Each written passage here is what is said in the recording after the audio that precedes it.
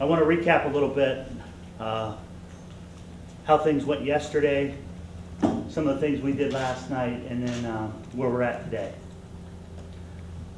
At approximately 7:50, we received a call for, originally it was a student that was down in a restroom. Later we found out that it was a student with a self-inflicted gunshot wound.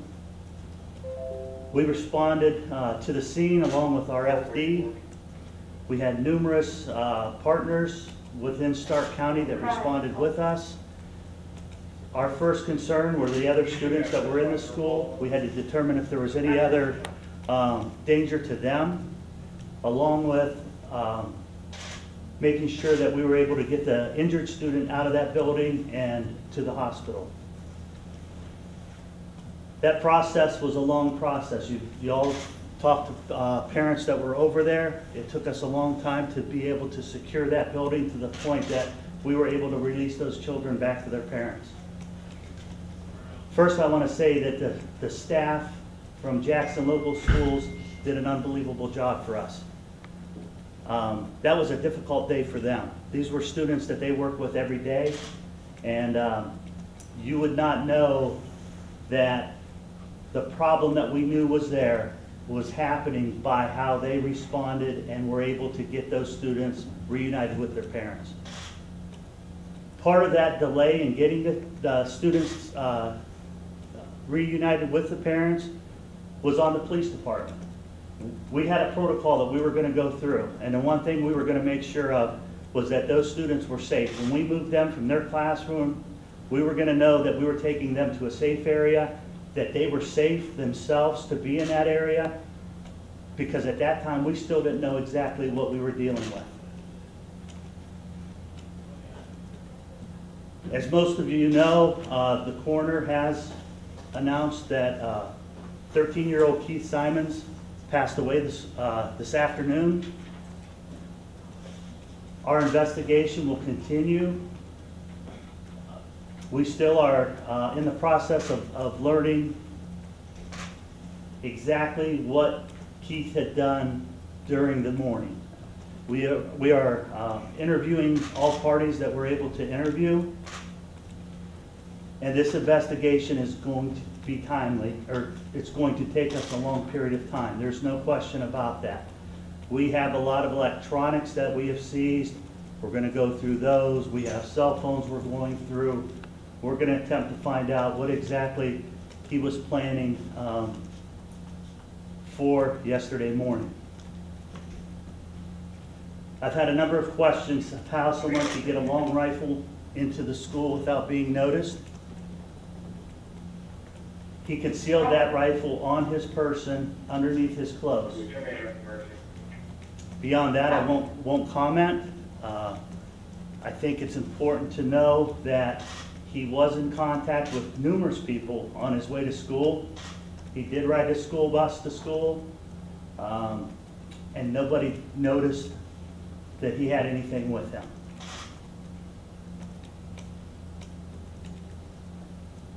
There's been a number of social media,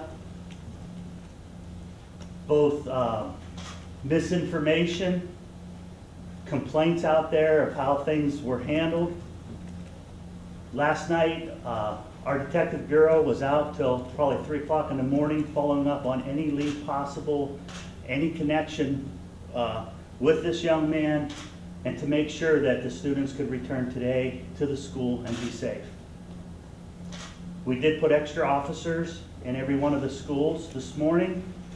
They remained in the schools the entire day. We will continue to look at security procedures that we can do to make sure that those students are safe.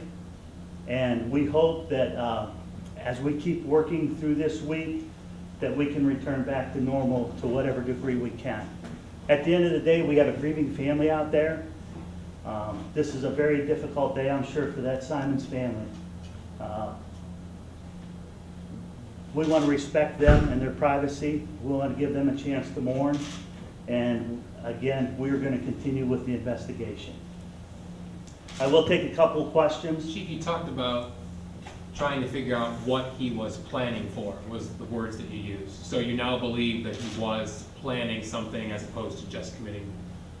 Are you calling it a suicide? Or We are not. no, okay. And what do you mean by what he was planning for? What do you guys think? We're trying to determine that. We don't know completely. We are tracing those steps, and once we have those answers, we will announce it. I do not want the misinformation out there, especially to come from me, that I have seen out there in the public at this point. Chief, was he confronted by anyone, or was he alone when he was shot and slaughtered? I have no comment on that. Chief, do you know whose gun it was that he had? The gun came from the mother's house, but I do not know the ownership of that gun at this time. And can you confirm any more than yesterday of the contents of the backpack, what he had in that backpack? I think we're still analyzing that. I will say that there were some bottle rockets in there. When I talked about a diversionary type device, there were some batteries in there. There was nothing in there that would make you believe that he had a bomb. He certainly could not have put that together at the school yesterday. I've seen those reports out there. They are not correct. What about the ammo fact, in his backpack? the ammo? How much ammo was in there, and how concerning is that? And was that for reloading the rifle, or what kind of ammo was that? There was some ammo. I will not get into how much ammo he had with him, but he did have some ammo in his backpack. Any thought that anyone else was involved, Chief? At this time, we've not been able to find anybody that was even aware of what was going on with Keith yesterday morning. So there's no, right now, and you said you're looking at the electronics. Right now, nobody's come to you and said, well, there were warning signs, or there were messages out there that we could have seen or paid attention to. We have found nothing through social media that would indicate that there was a danger for us yesterday from Keith,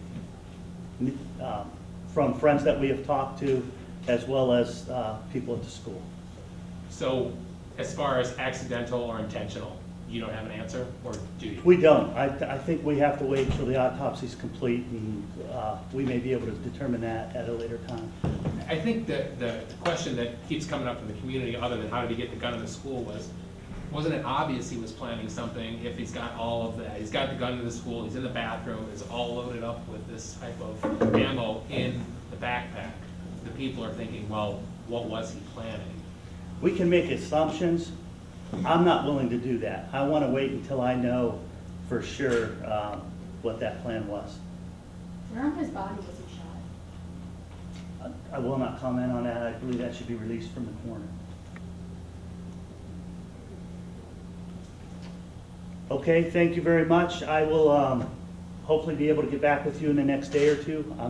I'll announce again like I did today, a couple hours, hopefully ahead of time, so that you have some warning that we're going to hold another press conference, or whether we'll just go ahead and do press releases from here on out. We'll see how that works. Thank you very much. Appreciate it. Thanks, Chief.